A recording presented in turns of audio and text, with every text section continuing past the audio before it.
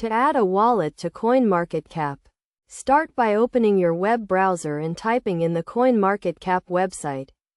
This will take you to a page with various features, including cryptocurrency prices, charts, and market news, as well as information about their app. From here, you can navigate to the Sign Up option and create an account by entering your email address and password. Once you've successfully signed up, you can explore the site's features, such as the community page, latest crypto news, and watch list, which allows you to track your cryptocurrency holdings in one place.